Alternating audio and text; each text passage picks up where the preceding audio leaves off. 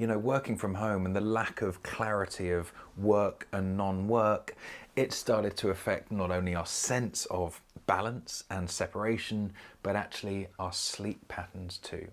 So in this video, I want to give you my top tips how you can start to sleep better so that you fall asleep quicker, you stay asleep for longer, and ultimately the depth and quality of your sleep is improved so that you wake up each morning feeling on top of the world. Right, so how do you sleep better? Well, let's make it simple. You've got your brain, you've got your body. You sort out those two, I promise you, sleep will become much more naturally. So let's talk about your brain, because in my experience, all too often it's this overactive mind, right, that keeps us up. Or maybe it isn't overactivity, it's just a mind that needs slightly better management. So how do we do that? My top 3 tips are, number 1, have a clear end of work time. The longer you work throughout the evening, I think the less likely you are to fall asleep quickly. Think about it, your brain needs time to shift state, to kind of slow down. And if you're working into the last hour, perhaps, before you want to go to sleep, it's going to be disruptive. So you decide on the time. Do you want to finish work at 7 or 8 or 5 or 9? It doesn't matter what you choose, but be clear about it, be disciplined about it, and no more work after that. And I'm talking about email as well, right? It's no good shutting your laptop down and then just starting to email people on your phone. You really, I think, need 2 hours minimum of non-work, non-email, non-kind of cognitive activity before you go to sleep for that transition to sleep to happen naturally and quickly, right? So that's the first thing. Stop working. God. Tip number 2, linked but not the same, your smartphone, get it out of your bedroom. You know, if you're still charging your phone in your bedroom, don't be surprised if your sleep isn't quite what it could be. There's the temptation there, isn't there? Even if you're just looking at this screen just to set your alarm, this screen of yours is emitting blue light to your eyes and consequently, in a way, is telling your brain that it's daylight. So much of our circadian rhythm, as in our natural kind of diurnal oscillation to day and night, and consequently wake and sleep, is set by the environmental light cues. When it's daylight, we should be awake. When it's dark, we should be asleep. So any artificial blue light in the evening can really start to disrupt not only our sleepiness at night, but our wakefulness when we wake up the next day, right? It's why things like, you know, one of the best things to do to solve your jet lag is to expose yourself to blue light, to sunlight during the day, and then make sure it's pitch black at night. Well, that's true if you're not jet lagged as well, right? Be really wary of any blue light, and in particular your smartphone, or any devices really, but get the phone out of the bedroom. That's the simplest, easiest thing to apply today. And what you'll notice is you'll be falling asleep quicker, and then when you wake up, you won't suddenly be checking email before you've even got out of bed, which has risks not only with your sleep, but your productivity, your mental and emotional well-being, I think, right? So that's tip number 2. Just use your phone less, but specifically the last 60 minutes minimum, again, probably 2 hours, before you get back into bed, stop using your phone. All right, tip number 3 is more to do with managing and mastering your attention. So there are 2 things here I think that can really benefit people. Number 1, do a weekly brain sweep. I've mentioned this before in previous videos. A brain sweep is just once a week, you get a pen and paper and you just empty any kind of unattended tasks, right? So any to-dos or errands or admin stuff, things that's just kind of on your mind, get it out. Not necessarily to create a list that you start at the top. That's not the purpose. The purpose is to empty all this sort of stuff.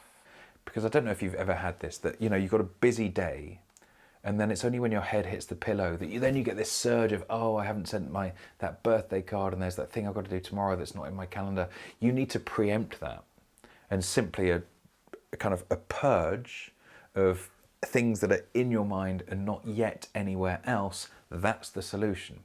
You probably don't need to do it more than once a week, but by doing that, you have this kind of habit of keeping this empty, and that's the goal. Now, The other way of thinking about this principle and kind of attention mastery is to do a meditation. And there's one technique in particular that colleagues and clients of mine have found useful, a focused meditation.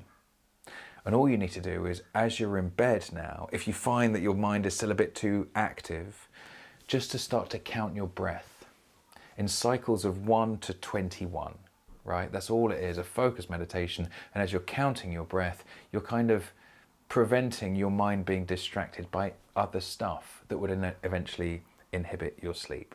Now, if you want to get better at practicing meditation, in the comments below, I'll add a link to a meditation and mindfulness course that I've created that you can have free of charge, right? That will probably help. So, putting your brain into the conditions where sleep becomes an inevitability starts with number 1, stop working with enough time for your brain to shift state. I think at least 2 hours. Number 2, stop using your phone and specifically get it out of the bedroom. Number 3, do a weekly brain sweep and practice the 1 to 21 meditation if you're finding it hard to fall asleep. Boom, that's your brain sorted. Now, what about your body? Equally important when we want to shift into natural slumber. The first thing you want to do is to do a progressive relaxation or some form of deliberate physiological regulation in the evening.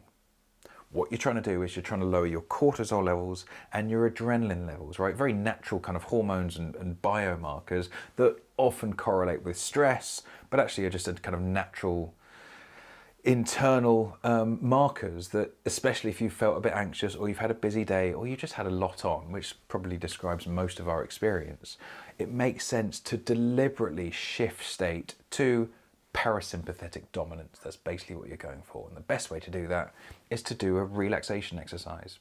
It doesn't need to take more than 5 minutes, right? Start with your toes, move all the way up, relaxing each muscle group in turn. You do that, as I said, cortisol levels drop, adrenaline levels drop, norepinephrine levels probably drop in your brain, and you're shifting your body into a natural state where sleep will become an inevitability. That's tip number 1 for your body. Tip number 2 for your body is to lower your core temperature too. When you fall asleep, your body's temperature drops naturally, so therefore, if you want to kind of hack the conditions, create the conditions where sleep becomes more likely or quicker, don't forget the importance of your temperature. So simple exercise, open the window, depending on what time of year you're listening to this. You want an environmental temperature of about 18 degrees, more or less, right? So just be wary of the temperature of your body and the temperature of your environment, right? Start to cool down and start that process, if you can, before you get into bed. And then tip number 3, when you think about your body, is to avoid stimulants or things that elevate your core temperature, right? So what are the things we can think of? Caffeine, no shit. No, the last 6 hours, don't drink any caffeine. Alcohol, as much as we all might love alcohol, it massively disrupts your sleep cycles. So if sleep is important, don't drink that evening.